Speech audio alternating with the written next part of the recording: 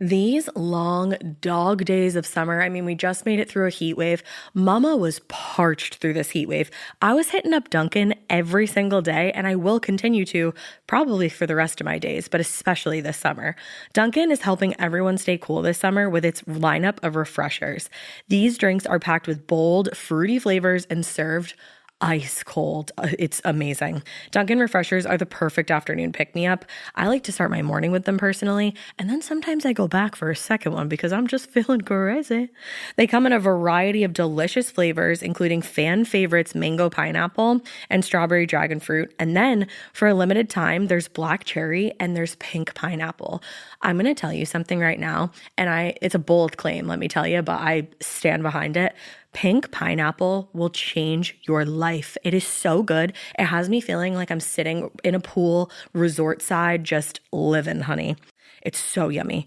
Try your favorite flavor with green tea, sparkling water, lemonade, or Dunkin's all-new limeade. I haven't tried the limeade yet, but I'm going to. Usually I get my drinks made with green tea and occasionally lemonade, but I do really like the green tea.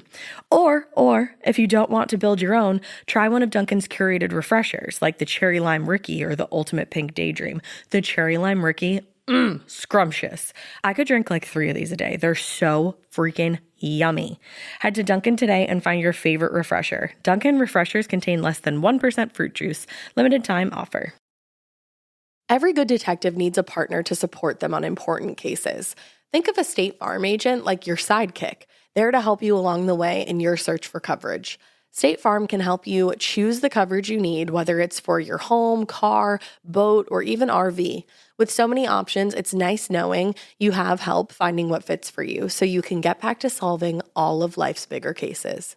Go to statefarm.com or use the award-winning app to connect with a local agent and get a quote. Like a good neighbor, State Farm is there. Adobe Firefly is the all-in-one creative studio with AI-powered image and video editing for today's creative process.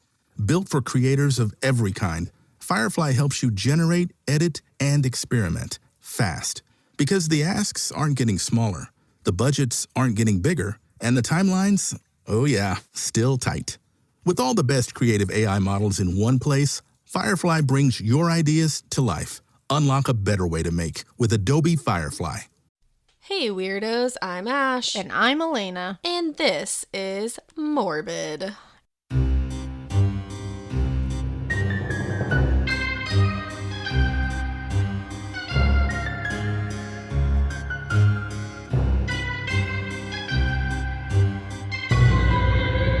It's the Listener Tales. The Listener Tales brought to you by you, for you, from you, and all about you. Yes, I think we could all use some fun Listener Tales right now. Some lighthearted Listener Tales. It's like a warm blanket of weird shit. It always makes me feel like I'm with you guys around a campfire. Yeah. And we're going to roast some mallows and just live our best lives. We are. It really does feel, it always feels like we're just like hanging out, telling weird stories with everybody, and I love it. And the pod lab is really dark right now, so I feel ominous. The spooky vibe is real. So let's start. Yeah, we don't do business business in Listener Tales usually, so let's just jump right in this. Okay. Right? My first Listener Tale is called My Smartass Mouth Will Be the Death of Me, and I really resonated with this.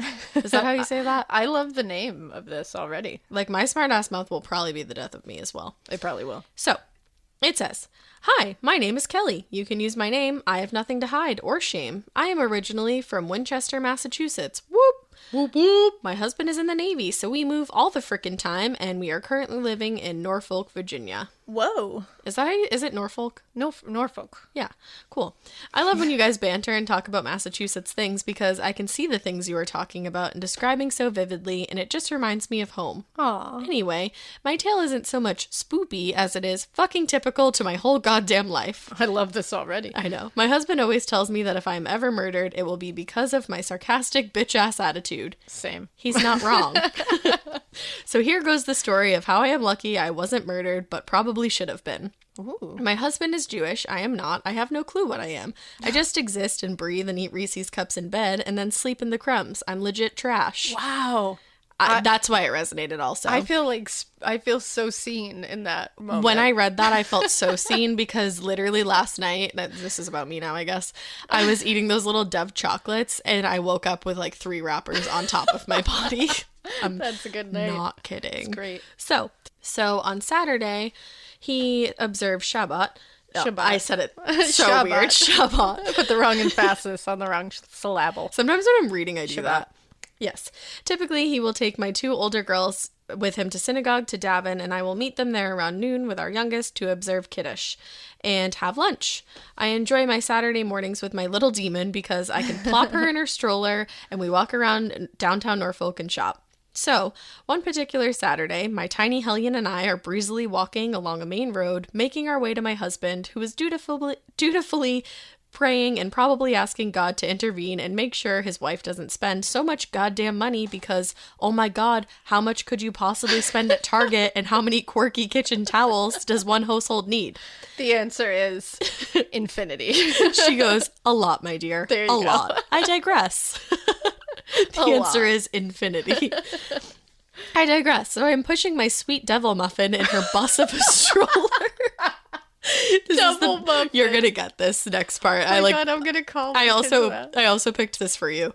It says, I'm pushing my devil muffin in her bus of a stroller. One of those get-ups where the babe is facing you and there is a shelf that pulls out on the bottom so that another angel-faced terrorist can stand and freeload off their poor tired mother. I have one of those. I know. Oh. And so she's doing that when I see a tall man lean up against a storefront with his back to the wall. He glances at me. Honestly, I'm thinking nothing of it. My concern is that I don't want to run over his foot with my stroller, and I'm hoping he positions himself so we won't have any of those awkward encounters where I have to apologize for being an inconvenience and ask him to scoot on over so my big-ass stroller and I can make it past on the very skinny sidewalk. Can you scoot on over? Can you scoot? As I get closer, he steps away from the wall and he faces me. He is now probably 3 feet in front of me, and he asks, do you have $1?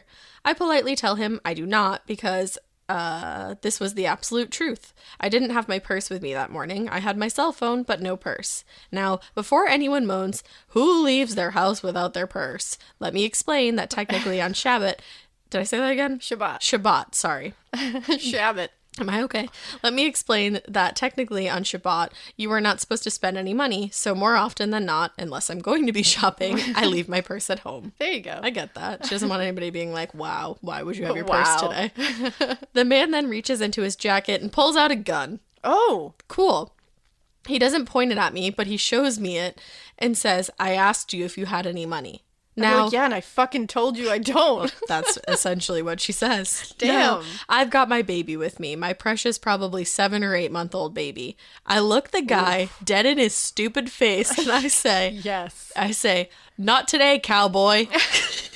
And start to maneuver my stroller to go around him. Oh my God. He points his gun at me. Now I am scared and kind of getting mad because what kind of asshat points a gun at someone and what kind of asshole points a gun at someone with a motherfucking baby? For real? I turn to him, I take a deep breath, and I loudly say, I said not today, cowboy. She's like, hear my witty retort. And I start to quickly walk away. I did not dare look back, but I sure as fuck was listening behind me and simultaneously counting my breathing to maintain my composure. The synagogue was only a block or so away. Within minutes, my husband was standing with me in the lobby of the Chabad house. The what? Chabad house? I do not know. Shabbat? Can you Google it? All right, we Googled it, guys. All right, it's Shabbat. Shabbat. So my husband was standing with me in the lobby of the Shabbat house, and I am retelling him the story as calmly and sing-songy as I can, because all my children are hanging off of me and chanting, Mama's here, Mama's here. Oh my God. My husband looks pissed.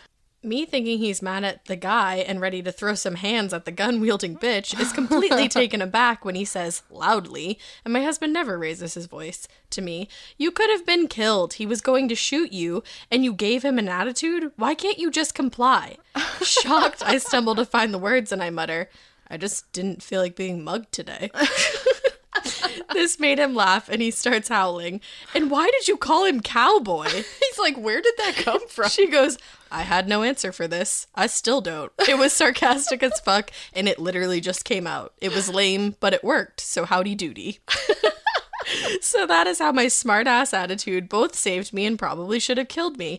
Thanks, ladies. My dear friend from Florida introduced me to your podcast a couple months ago when she asked, have you heard those two girls from Boston that do true crime? And I replied with, well, shit. And now I've listened to all of your podcast.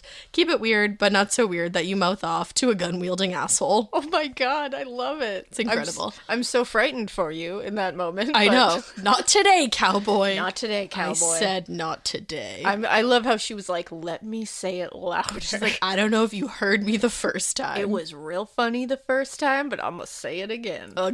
Wow, Kelley. Wow. You did the damn thing. You really did. Well, my listener tale is called A Listener Tale That Will Keep You Up at Night. And it will. And it will. Hey guys, my name is John. We love a John. We do. My name is John, and I recently started listening to your podcast. Literally my first podcast. I love when we're people's first, gateway into podcasts. I love being the gateway drug into podcasts. I hate when they tell me they started with episode 1. Hate that. I'm like, it's really nice of you to have stayed with us. I love it when they're still here. Right. I'm like, you are true. I'm like, you're a real one. You've seen some shit. You have. You've seen some shit. And yes, I started on episode 1. That's why I just said that. I did end up skipping to the listener tales, which is why you're getting this email. Also, I apologize for the length of this one. Don't apologize. It's fine. Here's a story about the time I lived in a haunted foster home. Hold the fuck onto your seats. I was 15 years old. My brother Kyle was 13. And we stayed in this house for about a week or two before I decided we needed to get the fuck out of that place. Wow, that's quick. Mm-hmm. So my brother and I were placed into this home in Yarmouth, Massachusetts. Yarmouth! Hey! And right away, I did not feel comfortable there. I didn't realize until later in life I'm extremely empathetic, so I feel what others are feeling on an uncomfortable level. I get that. I was just going to say Ash is very empathetic as well. Yes. I am not. No. But it's cool. That's why we level each other out. I was going to say, I don't think that's a shock to anybody, either one of those revelations, but it's cool. I can actually judge a person and get a solid vibe from them after speaking to them for a few minutes. Anyways, my bad. I tend to get sidetracked a lot. Same. I stepped foot into this house and, like I said, was not okay with it. After a few hours of getting settled and thrown into yard work, she told my brother and I about her adoptive son and her deceased daughter. Whoa. Yeah. That's like just, hey. It's like, whoa, small talk. Howdy. Nice to meet you, Mom. What's going on? Now, a dead daughter is something to normally be freaked out by, but this wouldn't be a listener's tale if it ended there. No, this is when the story gets fucking weird, man. The first few nights were fine. Uncomfortable, but fine. We went to church that Sunday, got in trouble for taking all the cookies afterwards, nothing new. When we got home, we met the adoptive son. This motherfucker was carrying an oversized Raggedy Ann doll when he walked into the house. Like, what the actual shit is that about? No, obviously I was like, what the fuck? But being the curious little boy and man I asked, what's up with the doll, dude? Turns out this fucker is a, quote, ghost hunter. I honestly should have kept my mouth shut because not only did he explain why he has a doll, but he brought my brother and I into his bedroom to show us his ghost evidence, which was surprisingly a decent amount. Around the doll's neck was a locket. So he explained his girlfriend passed away and he claimed her spirit was within the damn doll. And to keep it in this plane, he anchored it with a piece of her hair in the locket. Bruh.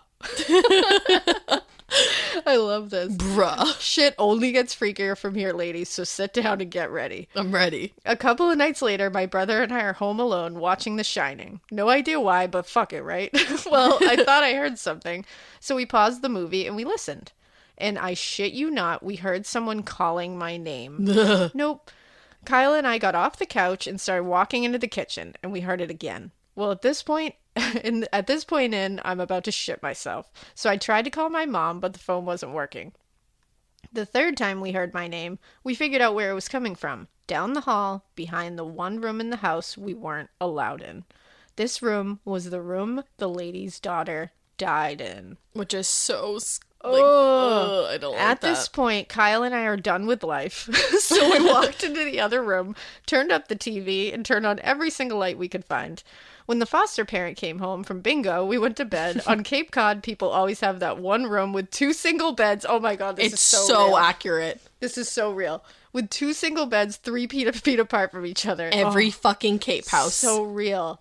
So real. My grandparents were in the Cape, and wow, I spent a lot of time there. Needless to say, we barely slept that night, and when I actually did fall asleep, it wasn't for long. It had to have been 4 a.m. Of course it was. Always. And I heard my name again. But this time, it was in my ear, and I immediately woke up, but I couldn't move. Instead, I saw a black figure in the corner of our room pressed up against the wall with one hand and one foot on the left wall, and its right hand and foot on the right wall. What the fuck? Yeah, no thank you. The figure slid to the ground and walked to the foot of my bed, and the entire time I could only move my eyes. You are having sleep paralysis, son. I couldn't even speak to wake up my brother, who was literally right next to me. The shadowy figure pressed its hand on my chest and leaned over the bed, and my body came face to face with me. Its body came face to face with me, and I swear to fucking God, I felt like it took every ounce of breath out of my body. I literally thought I was going to die. The next morning, I called my social worker and demanded to be moved to a new home. Now, I found out later I experienced sleep paralysis for the first time that night. Because Alaina diagnosed I it. sure did. However, I'm not entirely convinced that that's what it was. I've had sleep paralysis several times, and every time I see a shadowy figure. But 3 years ago, I met a girl. No, not a romantic thing. She was actually a piece of shit, but we won't get into that. I was 24, so 9 years later, and it turns out she stayed in the same foster home as my brother and I. Whoa, that's weird. What a small world. Can you imagine? Yeah. When I told her about my story, she literally started crying. Turns out she experienced the same thing in that same house. Isn't that insane? That's crazy. Slept in the same bed and everything. She was crying because for years she thought she was crazy, and whenever she told anyone about her experience, they thought she was lying. It actually made the whole thing a lot worse because at that point, I knew I experienced something supernatural and terrifying. Hopefully you've made it this far. I appreciate you reading this and hope I didn't scare you too much. Holy shit, John. I know things might seem too crazy to be true, but I assure you this night will never leave my memory, and it's 110% completely true. You can absolutely share my story, and feel free to use mine and my brother's names. I already asked him before typing this novel to you guys. I just want to say you two are fucking rad, and can't wait to listen to every episode you have out so far. Also, please let me know if I sent this to the right ladies, because I suck at sending emails, and I'm always afraid I send them to the wrong person. It's us. Hey, John, it's us. Hey. And that story was fucking terrifying. Literally, no Holy thank you. shit. Can you imagine? And you're in you're young, you're in a new place, like a foster home where I'm sure you're having to like adjust to so many different things. You're anyway. already uncomfortable. And on top of that, like some serious scary shit is happening. woof. Woof, woof, woof. No, thank you. No, thank you. My next listener tale is called Did My Grandma Levitate an Object to Heaven, or Was She Just Drunk? I can't wait to hear this one. I love it. Real excited. Hey, my beautiful and wonderful weirdos. It's been an absolute pleasure having you guys in my ears during this crazy time. 2020, what a year. Ooh, what a year's Right? Your podcast has given me so much, yeah, I said that right, to my loser life, because clearly I have nothing better to do than to listen to murders whilst on my 8-hour shift at work. Yes, I'm one of those essential workers. Well, thank you. Please come to England or Australia. Fuck yeah. Hell I want yeah, to. trust me. I want to come now. Yesterday. If I could get there right now, I would. And stay. Because I travel between both and that would be awesome. But obviously not right now. Stay the fuck home and don't touch anyone. I know. I'm I sorry. agree. Okay. Okay. I really hope you put this story on your listener tales because I would be dead and happily dead. So here we go. What up, happily dead? R.I.P. Sarah. By the way, you can use my name because it's Sarah. Hey, good. chicas. So this Mulan business starts when I was 10 years old and living in England. My mom, being a reasonably responsible mother, didn't like me to see my grandmother, who lived in Wales at the time. Her name was Eileen. She was a heavy drinker and drank every day until the day she died. Wow. But she had a heart of gold. She knew she had a problem, and I remember one time when I was around this age, I asked her, "Why do you have a beer in the morning, Grandma?" And she politely replied, "'Cause I have to, Sarah." Wow. What an exchange. That's the darkest shit I've ever heard. Sometimes I feel your grandma, though. Like, No, that's I'm kidding. I so- never have a beer in the morning, but That's so dark. Because I have to, Sarah. It's Like, whoa. duh. You just said a mouthful there. right. She also was a massive hippie. I feel like I just like resonated with this woman. Say, is this Ash? I don't drink beer in the morning yet, but maybe someday. She also was a massive hippie and believed in a higher power that would watch over me. Love She that. says creepy, I know, but I'm like, same, grandma. And she truly believed that there was a fate fairy that directed your fate. I love that I it's a also, fairy. like, I'm into this. Ash is all in. Like, I'm your grandma. I mean, who doesn't want a fate fairy? For example, she got on the wrong train home when she was 18 and met my granddad. And she says that there was no way there's no way they would have met in normal circumstances and that it was her fate fairy putting them together. I love that. Even if she divorced him after 8 years, but that's Ah, another okay. story. Fate fairy at work again. Every good detective needs a partner to support them on important cases. Think of a State Farm agent like your sidekick, there to help you along the way in your search for coverage. State Farm can help you choose the coverage you need, whether it's for your home, car, boat, or even RV. With so many options, it's nice knowing you have help finding what fits for you so you can get back to solving all of life's bigger cases. Go to statefarm.com or use the award-winning app to connect with a local agent and get a quote. Like a good neighbor, State Farm is there. The most memorable gifts aren't found, they're made.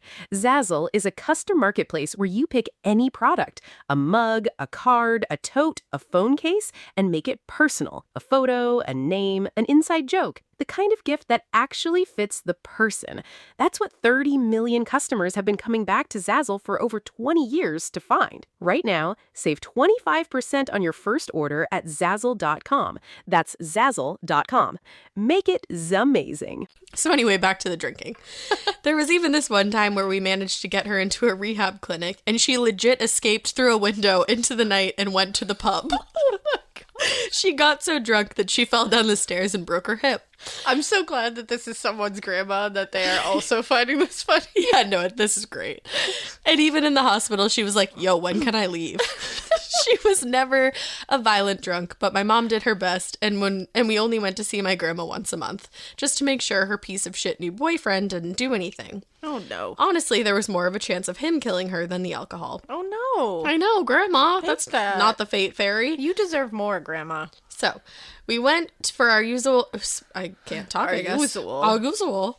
So, we went for our usual visit to see my grandma, and when I tell you she looked strange, she looked strange. Ooh, how strange. A, she was making coffee when we arrived. She doesn't make coffee unless She it's drinks a beer. unless it's an Irish coffee. There you go. B, she was dressed in big walking boots and was covered in mud. Huh. And C, she had put her hair up in a ponytail, and as I say, she was a massive hippie. She always wore her hair down with a couple of butterfly clips, That's amazing. Lizzie McGuire style. Yes. So, we already knew this wasn't a normal day. She began to tell us about 2 weeks prior, she woke up in the dead of night to see a little boy ghost. She explained that this little boy visited almost every night to tell her that he had lost something and he needed to find it. And every night, quote, like a hippie, she would either try and get information like, what's your name? Are your parents dead too? How old are you? Most people would freak the fuck out and leave the house, but oh no, not my grandma. Or she would try to tell the boy that heaven needed him because a bitch needs some sleep, you know? That piece of shit new boyfriend gave us a washy answer that he had not seen my grandma wake up in the night, and he'd never seen or heard any boy, and my grandma was crazy. As if he was home, because he was definitely fucking not, and probably off doing something awful. He sounds like the worst. Yeah, he does. Well, it gets worse. Oh, no. Her new boyfriend would on purpose unplug the fridge so all the food would go off, and he would tell her that she did it when she was drunk. And she believed it. He did all these weird mind games, and so I wasn't taking his word for nothing. That's awful. I know. So after my failed attempts of talking I love how you said that. attempts. So after many failed attempts of talking to the ghost, my grandma actually decided she was going to find this something. And me being 10 years old was like, fuck yes, let's dig up the garden, which my grandma had actually already started. Good for her. She dug little tiny holes in no particular place or order, and it looked chaotic, and I loved it. What 10-year-old wouldn't love that That's chaos? like the best. At this point, my mom is very scared that maybe the alcohol has actually done enough damage that my grandma was losing her grip of reality. I'm not gonna lie, I probably would have been with the mom. No, I would have been like, you know what, grandma, I get it, sis. You'd be like, I'm with you. But either way, I could tell she was curious. My mom asked my grandma, what is it then? Like the object. And my grandma explained that she just knew it was square. That's all she knew. Not looking good for grandma. No, definitely not. So that was all the evidence my mom needed to be like, okay, she's lost her mind because what the fuck is square shaped? But I begged my mom to let me help her. Good for you. But she said no. Oh, bummer. After we had lunch and talked about other things, we left, and immediately I said, we gotta come see her next week, not next month. My mom was not too keen on this idea, but she obliged. I think she only agreed because she thought her piece of shit new boyfriend was putting some weird cyanide poison in her drinks to kill her off quicker. I know, this is awful. Maybe get him away from her. Right? She agreed that we would see her next week, but I would remain at my auntie's house until it was safe. My auntie lived 9 houses down from my grandma, so like a badass, I was already planning on convincing my auntie to go get some milk or cookies or whatever shit, and I would make a run for it to my grandma's house to see this fuckery. Oh my god, I love this. Let's just say I didn't need to. The following week, we went there, and as promised, my mom took me to my auntie's. My auntie answered the door and was not okay. She told my mom to come inside to see my grandma, who was digging up my auntie's garden. Yes, more holes. Eileen, that's the grandma, actually convinced all 9 fucking neighbors to let her in and dig up their gardens because of some ghost boy that told her he had lost something. I was beyond ecstatic. I gotta wonder if some old lady walked up and was like, hey, so can I dig in your garden because there's a ghost boy and he's lost something? I feel like I would have a hard time saying no. Oh, I would have a hard time, like, saying yes quick enough. Yeah, like, I feel like I wouldn't be able to be like, no. I'd be like, can I help you? Do you need gardening gloves? Let's get it. I'd be like, you know what? Just don't kill my peonies. And that's really all I'm going to ask. Exactly. Like, go for it. I'd be like, I don't give a fuck about those peonies. Let's get it. Who am I to stop you from finding this ghost boy's missing thing? Well, let's find out if grandma finds it. I'm excited. My grandma had actually sobered up by this point, because it turns out you can't hold a beer and a shovel at the same time. You learn something new every day. But you can smoke and hold a shovel. Ah, there it is. My grandma was now popping 30 to 40 cigarettes a day Woof. rather than 30 beers. So it was actually nice having a normal conversation with her. So, unfortunately, for this bit, I wasn't there, but sometime after this, my chain-smoking grandma called my mom to tell her she fucking found it. What? She had found a rusty old box. Square makes sense now because how does a ghost explain a 3D object? That's true. The box was super damn old, 1700s. Damn. From my grandma's description, the sides were all dented in and the hinges to the lid were almost melted into place. Parts of it were obviously silver, whilst the rest was some other metal. I'm not a metal expert. I didn't get to look at it, which I have not forgiven my mom for. I would be the same way. I'd be so pissed. I'd be pissed. I'd be like, I need to go to grandma's. Let me touch it. But before we went to see my grandma for the next week, it was gone. My grandma explained that the little boy had taken it.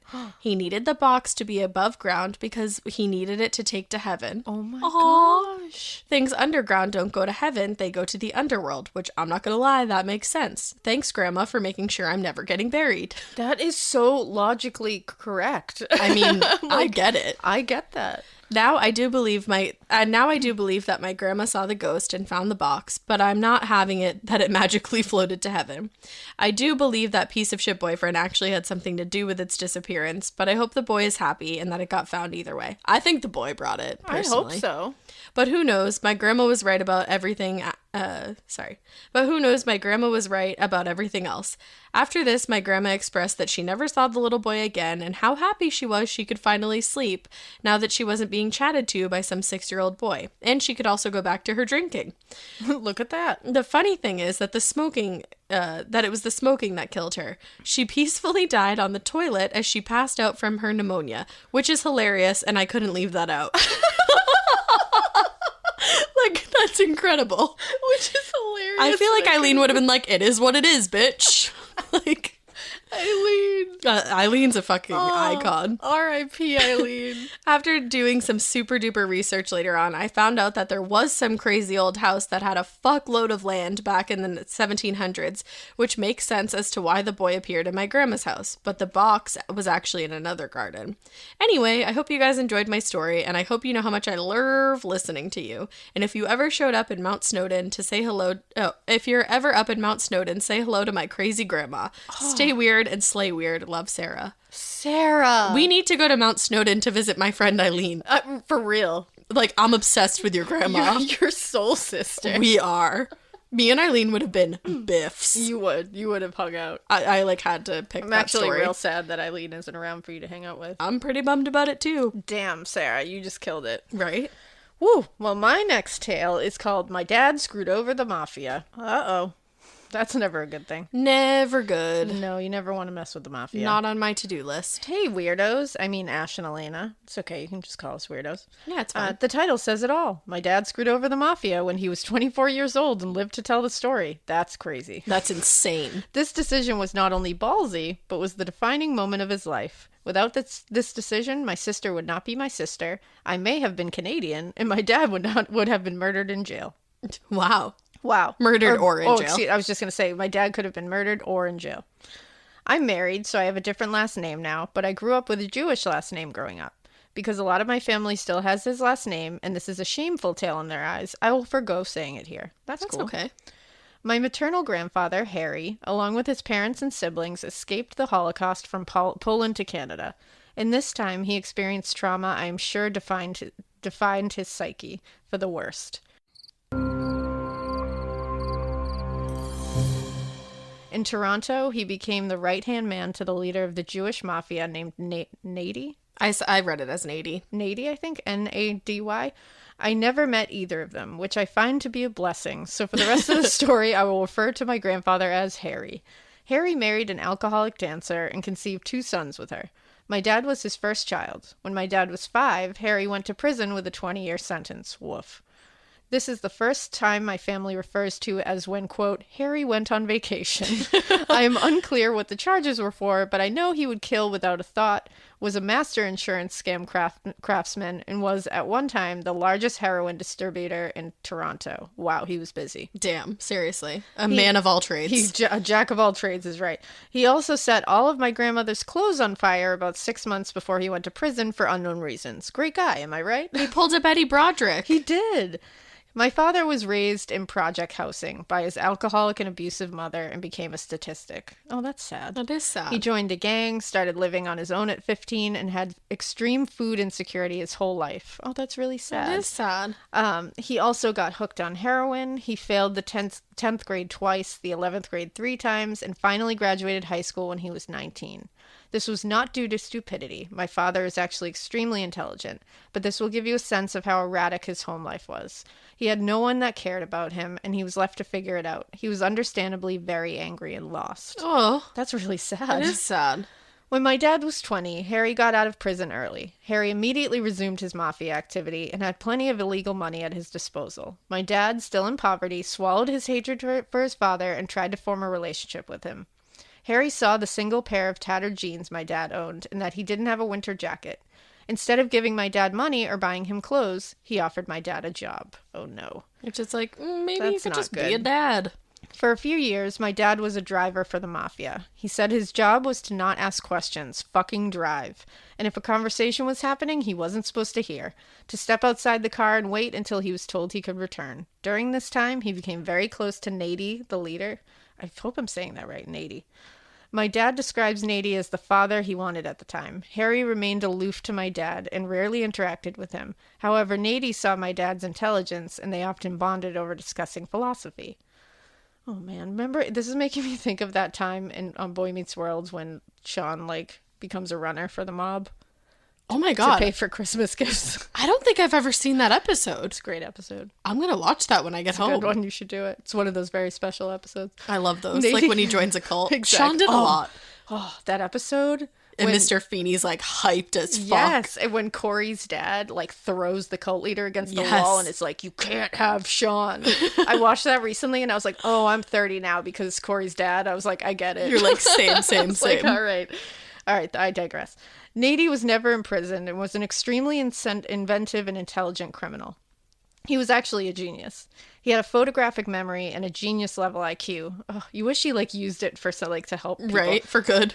He could have been anything, and he chose evil. Nady also had a drop-dead gorgeous wife, whom I met years earlier, and is actually one of the sweetest ladies I have ever met. They had a daughter, Vicky, who my dad to this day still describes as the most gorgeous girl in the world. Vicky and my dad actually dated for a short time. I met her too, and she grew up ironically to marry a lawyer. Having the same intelligence and photographic memory as her father, she could recite line by line a newspaper article from years ago. That's really cool. Isn't that crazy? Unfortunately, when Vicky was in elementary school, she was raped by her school bus driver. Isn't that so fucked The up? driver went missing the next week. I wonder why. Ooh, that's tough. Blah. I think Nady took care of it, though. I hope so. Getting back to the story, Nady called my dad to join him at a Chinese restaurant. When my dad arrived, the restaurant was empty, and the hostess, without a word, walked him upstairs. Upstairs, he found 15 mafia members sitting at a single table. Despite his relationship with Nady and being Harry's son, my dad knew that didn't mean anything. He couldn't stop thinking about what he could have possibly done, and if this was it. So he's walking up there thinking he's gonna die. Yeah. Was he going to die in a fucking Chinese restaurant? Can you imagine? Oh my god. Nady, sitting at the head of the table, told my dad to sit down and order something. My dad ordered some food, while everyone silently stared at him. The most intimidating scene. After the waitress left, Nady began speaking. I want you to go to California. There's a gemology school there. You'll get certified. Come back here and run our jewelry store. In case you're not getting it, they were going to open a jewelry store, sell diamonds, and use the shop to launder money. They agreed to pay him handsomely, and if he was going to have a job in the mafia, I guess you can consider this somewhat safe. My dad knew they weren't really asking, so he agreed. They smiled and dismissed him. Yep, he left before his food arrived. I was literally just going to ask. I was like, did you get to eat? No. My dad packed up with his best friend and moved to Los Angeles, and he attended GIA, Gemologist Institute of the Arts, on the Jewish mafia's dime. During this time, my dad met a woman who had a 6-month-old baby, Marissa. He absolutely fell in love with this baby. However, he graduated school, and it was time to go back to Canada. His best friend stayed behind, and he made a long drive back alone. The whole time, he kept thinking about the life he was returning to. When you join the mafia, there is no such thing as quitting. You're in or you're dead. My dad knew he was looking at a future just like his dad's. He got 5 miles away from his destination and had $10 left in his pocket before he finally stopped the car and said to himself, "What the fuck am I doing?" He ended up going back to the U.S., fully expecting to one day be shot by his own father, and has never returned to Canada. He ended up marrying the girl, adopting my sister Marissa, opening his own diamond business, and hasn't touched a drug since. Wow. Isn't that awesome? I was raised by a wonderful and loving father who never let us know what it would be to be raised in that nightmare. Oh my God, this is making me I know. feel things. Harry died of lung What's cancer. What's that like for you? I know, it's crazy. Harry died of lung cancer, and Nady lived until he was 80, still never seeing a day in a prison cell. No one in my family is in the mafia, nor does the Jewish mafia exist in Toronto anymore. My dad will never know why the mafia let him go. When I asked him to guess, he said, "I think Nady liked the philosophy of it all." Thanks for your kick-ass podcast. My dad admits that he still thinks he has some psychopathic tendencies and struggles to show emotion or empathy. He has just always chosen to do the right thing ever since. The man truly never lies or would hurt anyone. I think my dad and grandfather's story shows that nature versus nurture can play a role in becoming a psychopath. But at the end of the day, you always have a choice. If this makes it on your podcast, I just want to say that I'm thankful to have my dad, and even psychopaths with fucked up pasts can be great fathers. Julia. I loved that. That's crazy. Because it's true. I totally believe that you always have a choice. We say that constantly, that it's like, yes, your situation and your circumstances can play into things. Right. But you make the choice. You make the choice to be a good person, a bad person, a victim. It's all up to you. Survivor. It really is. Wow, that was a crazy story. It was wild. Woo. On to the next one. I dated a murderer. Whoops, my listener tale. Whoops. Disclaimer, feel free to use this on listener tales. Obviously, I would be totally fangirling if you read this on an episode of Listener Tales. I know. It's long, and sorry, some names have been changed. Call me Liza Jean. Yes, I live in the middle of the woods in the South, but during this time, I was in the big old city briefly. The big old city. So, I don't even know where to start. I guess maybe from the beginning. Yeah, that might be a good place. So it was 2006. I was 21 or 22, I think. A lot of that time, my life is a blur because me like you to party hardy. Oh my God. You keep Same. finding your soul sisters here. Like why I picked them. I had an old 91 Toyota Corolla. Y'all, that freaking car just wouldn't die. Y'all. The transmission was temperamental. None of the windows worked. They were held up by rubber door stoppers. Wow. The old gray ones that you see at school. Yes. The ones your teachers propped in their door open with, yeah, those. We have those in the morgue too. I love that. You know the ones you find in the morgue. Yeah. All the handles were broken off. You had to pull pieces of wire to open the doors. This is amazing. I mean, damn, I only paid $300 Wow. for it, and it was mine. It got me where I wanted to go. It also had a slow but steady oil leak, which sent me to the auto parts store about once a week. Nice. Oh, that must have been, like, I feel like you probably spent more money taking care yeah. of that than you did on the car. Absolutely. This week, it was a Saturday morning. Well, more like 3 in the afternoon, but close enough. See, soul sisters. And I had driven all over Baconsville, Malorda. Names change, remember? Doing stuff and things the night before. I was hungry and I knew I needed oil while I was out. I figured, get 2 birds stoned at once. Trailer Park Boys reference. Hopefully you get it. I actually don't know what that is. Do you? I've never watched that either. I know what it is, but I haven't seen it. Oh. Sorry. Sorry. So I stopped by the auto parts store around the corner from my house. Now, mind you, I hadn't showered, taken my makeup off, brushed my hair or teeth, or even attempted to put on something that was reasonable. This literally sounds like me every morning in high school, like on the weekend in high school. It's amazing. I was standing in line, ex-boyfriend's boxer shorts, an old-ass Mardi Gras t-shirt from the 90s, and flip-flops.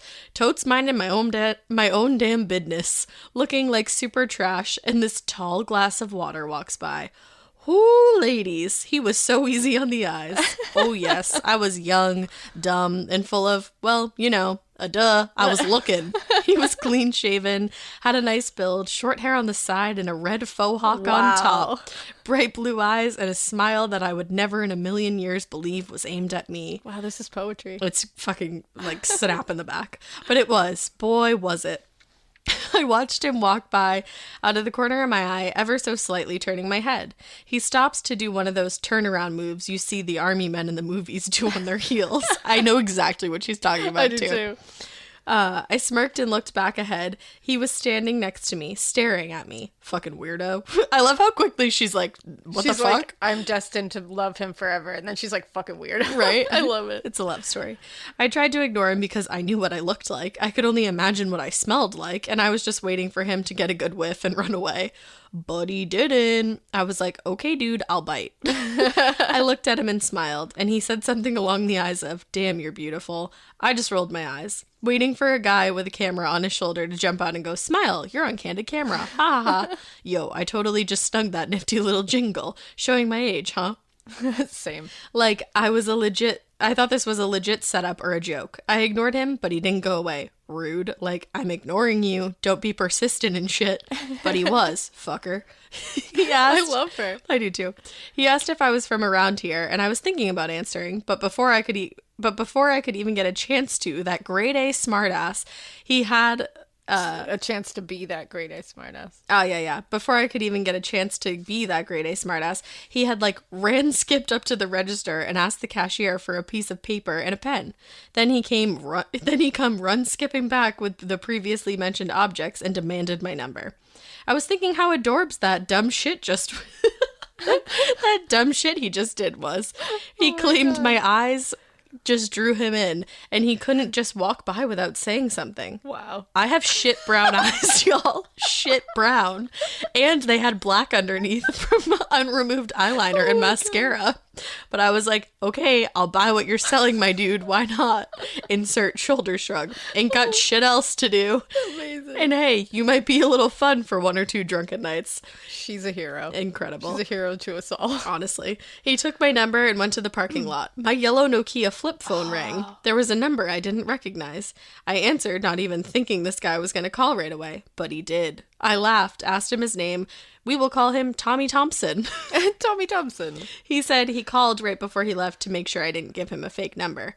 I thought about giving him 8675309, but he might have figured that one out.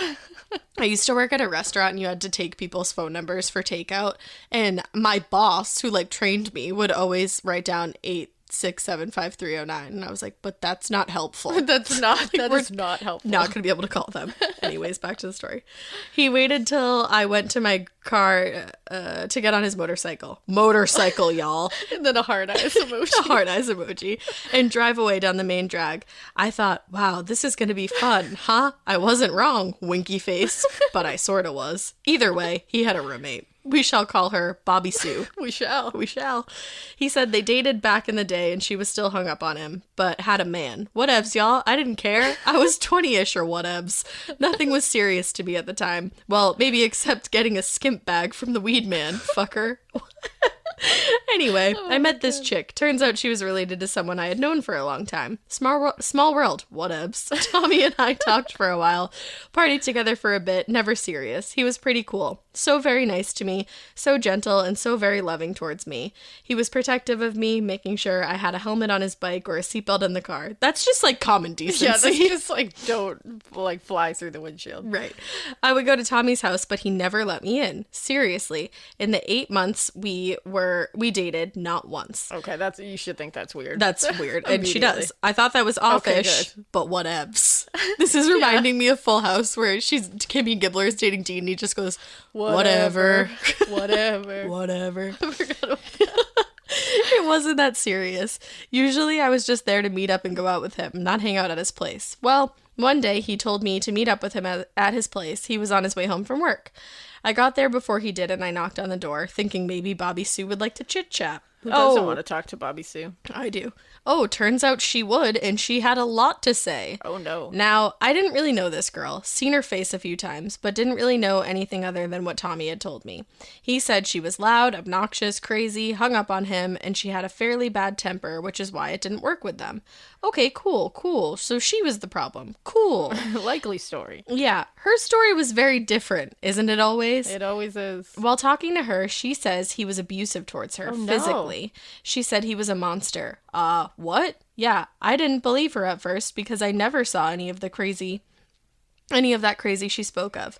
In 8 months, nothing. Then, well, she said she had proof. She said she wasn't lying. Note, so my face totally does the thing where I can't control my expressions, and by the time I realized I made a face I shouldn't have, it's too late. Whoops. She brought me inside. The house was in disarray and there were holes in the walls.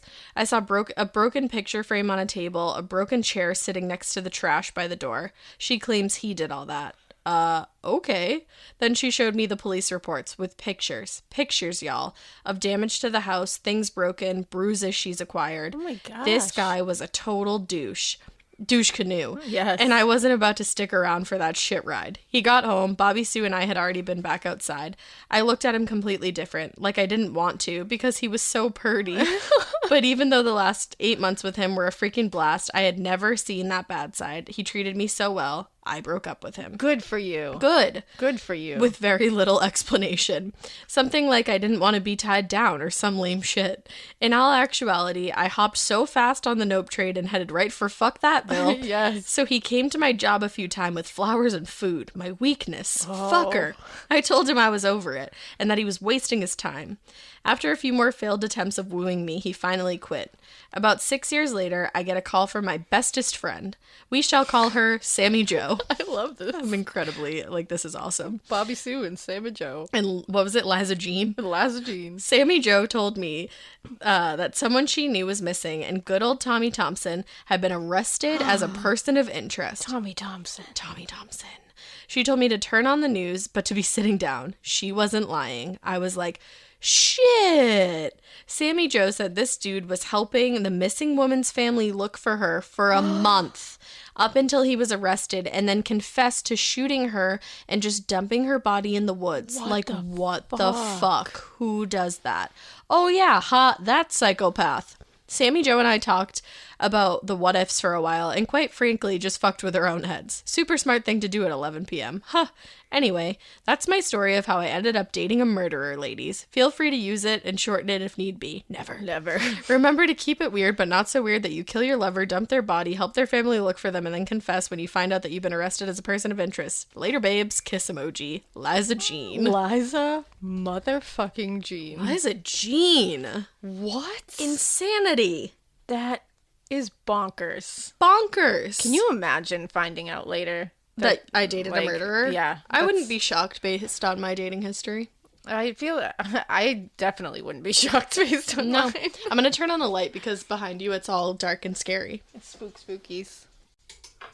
Ooh, that's a bright ass light. Yeah, we were literally sitting in the Wow. pitch dark. You know that feeling where you're just like, oh, fuck. Like, oh, well, there's the sun. Oh, but you like, I'm looking at you and then behind you there's a corner and then that whole like black image thing earlier really freaked me out. Because I'm not kidding, guys. We were sitting in the actual pitch black. Like actual pitch black. Like, the sun went down and we were like, welp, guess we'll just sit here in this dark. But then I just decided, never mind. So this is the last listener tale for today. It is called The Bathroom at My Summer Camp Was a Portal to Another Dimension. Same. Well, right, let's do this. Quick little beginning note. For personal reasons, I would not like my real name said, so y'all can call me Cece. Hi, Cece. Hi, Cece. Hey, weirdos. First of all, I want to say that I'm a huge fan of your podcast, and I love y'all so much. I stumbled upon your podcast on accident when looking for new true crime podcasts to listen to on Spotify, and I've been hooked ever since. One of my friends at college, who is a fellow weirdo, suggested I submit a listener's tale since I've seen some fucked up crazy shit in only 20 years of existing, and that's on trauma. Poo. Oh, poo is right. Poo. This story, however, is a bit more lighthearted, albeit incredibly strange and trippy as hell. We love that. We are here for it. And 12 years later, I still look back and say, what the fuck was that shit even about? I say that about a lot of things. Yeah, it's true. So without further ado, here's the story of the time I experienced a glitch in the Matrix / traveled to another dimension by just using the bathroom at summer camp. I am ready. So little baby Cece was just 8 years old. Me and my sister went to a summer day camp on a farm, where we would learn more about animals, how to take care of them around the farm, and do fun activities around the property, and even swim in a nearby lake. It was super fun, and I got to play with cute animals all day and hang out with my friends. That sounds like a fucking dream, Cease. Yeah. One day, when we were having a break between activities, I really had to use the bathroom, and asked one of the counselors if I could go. There was porta potties for us to use. We were mostly outside and on a farm, but they were all occupied. Of fucking course they were. She asked if I could wait a little bit, but 8-year-old me with a tiny bladder and impeccable timing was like, no, I gotta go now. She then tells me that I can use the bathroom in the main house on the farm, which we weren't allowed to go into, but she said it was all right and led me in the house and showed me where it was. Right before I closed the bathroom door to do my thing, she tells me to come right back to where the other kids were, which was about 100 feet from the house when I was done. She then went out the front door. Now keep this in mind. The bathroom door was right across from the front door at the other end of the front hallway. On the right of the bathroom door was the living room, which had a huge window where you could clearly see where the other kids were, and where me and my counselors came from. Before I went into the bathroom, I could see the other kids playing outside the window. That description is so ominous. It really is. She's like, this is where everything was, and I could see everyone. And I could see all these children playing outside. And it's like, okay. Fast forward to a couple minutes later. No. I'm in the bathroom washing my hands, and I'm about to leave to go back to where my counselors and friends were. But when I opened the bathroom door and looked in front of me to start walking towards the front door, I noticed that the front door was fucking gone. Nowhere to be fucking seen. What? Right. I thought I was just seeing things, so I walked up to the blank, doorless wall and felt for the door. But there was just wall. No door. 8-year-old me is immediately like, what's going on? I want my mom. What the heck? But then I remember that the place where the kids was playing was visible from the giant-ass window in the living room. So I figured if I bang on the window, the kids would see me and someone would help me. So I go back towards the bathroom door and look right towards the living room and the big window. The window was still there, but the kids, the farm buildings, the fences, and everything visible outside that window before I went into the bathroom was gone. Weird. All I saw was the grass, the mountains, the sky, pretty much everything natural, but no one and nothing was there. I immediately started panicking and crying, running around that damn house like a maniac, looking for any rooms to go into to either find someone in there to help me or to get out of the house. And I kid you not, Every door, whether it was a bedroom door, a closet door, a back door, a window, was locked. Ooh, that's like so ominous. In every window I looked out of, there was nothing, just the landscape. I started screaming and asking for my mom, and I even prayed to God that he would get me out of there. From what the clock in the living room was telling me, I was probably in there running around for like 10 minutes trying to figure out what the hell was going on and trying to get out, but it felt like hours. But no matter what I tried, the front door wasn't there. Every other door was locked, and there was nothing out the windows. I eventually just went back into the bathroom and sat on the floor crying because I was so scared and confused and didn't know what else to do. After a minute, about a minute after I went back to the bathroom, I heard a knock at the door. "Cece, are you okay in there? You've been gone a while." It was my counselor. I opened the door, and there she stood. I look behind her, and the front door is back where it was before. I look out the window, and the barns and kids and fences were all there. I stood there absolutely dumbfounded. My counselor could clearly see that I had been crying and was like, "Are you okay, hon? Were you crying?" I don't know why, but that question made me break down, and I told her everything that happened. She stood there with this incredibly confused, concerned look on her face and was probably thinking, this kid is fucking crazy and I'm calling the cops. And all she really said was, "Well, maybe going back to our activities will make you feel better." Because imagine if a kid said that to you. It's like, what am I supposed to say? What a counselor move. Right. It's like, let's go have some Let's make a macaroni necklace. Let's see. So I think I just lost my place. She took me by the hand and brought me to the other kids. At the time, I was thinking, lady, the door was gone. And was kind of mad that she didn't take me too seriously. But now as an adult, I think her response was appropriate considering the circumstances and that it's not every day a kid tells you some crazy ass shit like that. That's true. It really is. She never brought up the issue with me again, but I'm pretty sure she told my parents what I said, because when me and my sister got home from camp that afternoon, my parents were teasing me about it and just said it was the product of my overactive imagination. And my sister, who is a bitch and is low-key toxic, told me that I made up the story for attention. I rarely ever told the story because I assumed no one would believe me, but after lots of time reading Glitch in the Matrix stories on Reddit and going down internet rabbit holes and about other dimensions, the multiverse and other spooky coincidences, I realized that this weird little blip in reality are probably a bigger phenomenon than I thought, and that I'm not crazy. So in conclusion, I think that 8-year-old me experienced some weird spooky dimension shift or glitch in the Matrix, and that the bathroom at my summer camp was a portal that sent me 15 minutes of trippy warped hell. I used to do hella psychedelics in high school, and it was nothing compared to the shit I saw in that house. I hope you all enjoyed my listener tale. Sorry it was long. And I hope it was good enough to put in an episode. Doubtful. Ha. Ha ha. But regardless, I love y'all, and I can't wait to see the cool projects you have in the future. Keep it weird, but not so weird that you go into your summer camp's bathroom and have a BM or a pee so intense that it sends you to another dimension. Love, Cece. Cece. That was incredible. Cece, I love it. What a one to end on. Honestly, I feel like that was like the perfect one to end on. It truly was. Or a BM that sends you into another dimension. Guys, you killed it, like you always do. Always. These listener tales. You're really killing it. Keep love sending you. them in because we freaking love them. Yeah. Yeah. Well, check out our Instagram at Morbid Podcast. hit us up on Twitter. A Morbid Podcast. Send us your own listener tale to our Gmail. morbidpodcast@gmail.com. Don't send it anywhere else. We won't see it. And make sure you title them listener tales and then some fun title because it's fun. Yeah, the fun titles make me read them. Fun. And we hope you keep listening. And we hope you Keep it weird. But it's so weird that you don't send in a listener tale.